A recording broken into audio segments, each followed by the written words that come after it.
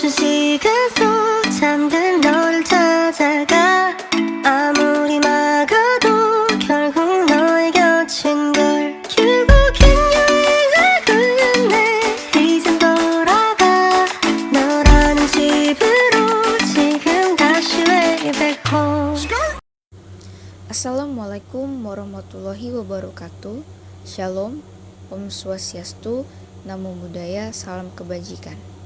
Sebelumnya izin memperkenalkan diri, nama saya Dinda Maria Margareta.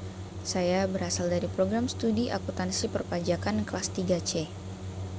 Di sini saya akan menjelaskan tentang perkembangan standar akuntansi di dunia maupun di Indonesia, beserta macam-macam standar akuntansi yang ada dan berlaku di Indonesia. Di sini saya akan menjelaskan tentang perkembangan standar akuntansi. Yang pertama di sini perkembangan standar akuntansi dimulai di Eropa pada abad ke-19.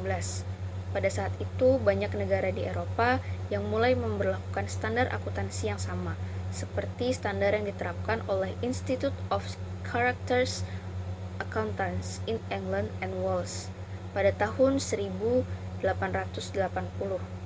Dan pada saat revolusi industri, akuntansi semakin berkembang dan akhirnya menjadi semakin penting di dalam dunia kerja. Kemudian yang berikutnya, pada tahun 1887 di Amerika Serikat didirikan American Institute of Certified Public Accountants yang menjadi lembaga pertama di dunia yang mengeluarkan sertifikat CPA atau Certified Public Accountants. Kemudian ada juga Financial Accounting Standard Board atau FASB yang didirikan pada tahun 1973 dan memiliki tanggung jawab untuk mengeluarkan standar akuntansi yang saat itu berlaku di Amerika Serikat. Kemudian yang berikutnya ada perkembangan standar akuntansi di Indonesia sendiri. Nah, perkembangan standar akuntansi di Indonesia sendiri ini dimulai pada tahun 1950-an ketika pelaksanaan pembangunan nasional. Yang pada saat itu pemerintah mulai memperkenalkan akuntansi sebagai salah satu bidang ekonomi pada tahun 1973. Yang kemudian dikeluarkannya Standar Akuntansi Keuangan atau SAK yang kemudian direvisi berkali-kali untuk memenuhi perkembangan kebutuhan informasi tentang keuangan. Nah, perkembangan standar akuntansi di Indonesia ini dimulai dari tahun 1974 dengan adanya prinsip akuntansi Indonesia. Kemudian pada tahun 1994 muncul yang namanya PSAK. Kemudian setelah 2010 ada konferensi IFRS efektif harus dilaksanakan di tahun 2012. Berikutnya ada macam-macam standar akuntansi yang ada di Indonesia atau yang berlaku di Indonesia. Yang pertama ada SAK, yaitu Standar Akuntansi Keuangan. Dalam standar ini dijadikan pedoman dan standar bagi perusahaan-perusahaan besar, terutama perusahaan yang ada di Bursa Efek Indonesia.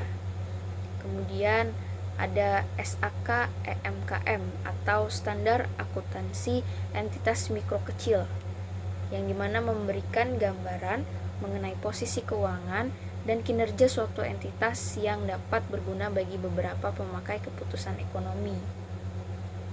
Kemudian yang ketiga ada SAK Syariah, yaitu mengatur transaksi syariah, pelaporan organisasi syariah, dan ditetapkan bersamaan dengan PSAK atau SAK Etap atau EMKM, tergantung bagaimana entitasnya.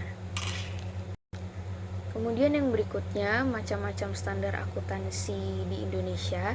Yang keempat ada SAK Etap atau Standar Akuntansi Keuangan Entitas Tanpa Akuntabilitas Publik. Nah, standar ini digunakan di 2004 dan di 2025 nanti diganti dengan Standar Akuntansi Keuangan Entitas Private atau Privat. Kemudian yang terakhir ada SAKEP atau Standar Akuntansi Keuangan Entitas Privat yang akan digunakan mulai dari 1 Januari 2025 oleh perusahaan-perusahaan besar tetapi tidak terdaftar di Bursa Efek atau perusahaan-perusahaan menengah yang tidak mau menggunakan SAK HMKE. Kemudian yang berikutnya ada kerangka konseptual. Kerangka konseptual ini ada 3. Yang pertama ada tingkat pertama, tingkat kedua, dan level operasional yang lebih rendah. Yang pertama ada tingkat pertama. Nah, pada tingkat pertama ini kerangka konseptual menjelaskan bagaimana tujuan pelaporan keuangan dan menjelaskan dimensi pelaporan keuangan atau financial reporting yang memiliki ruang lingkup berbeda dengan laporan keuangan atau financial statement. Kemudian ada tingkat kedua. Pada tingkat kedua ini kerangka konseptual terdapat karakteristik kualitatif dan elemen yang harus memiliki laporan keuangan. Karakteristik kualitatif ini bertujuan untuk memberikan kriteria dasar mengenai metode akuntansi dan pelaporan keuangan serta persyaratan dalam pengungkapan laporan tersebut. Adapun beberapa karakteristik kualitatif laporan keuangan yang telah dirumuskan oleh IFRS yaitu meliputi yang pertama ada relevan, kemudian keandalan, daya tarik dan konsistensi, pertimbangan biaya manfaat, dan yang terakhir materialitas. Kemudian yang terakhir ada level operasional yang lebih rendah. Pada tingkatan ini terdapat seperangkat prinsip dan aturan yang digunakan untuk mengukur laporan keuangan yang terdiri dari yang pertama ada asumsi dasar akuntansi, prinsip dasar akuntansi, dan kendala-kendala. 멈춘 시간 속 잠든 너를 찾아가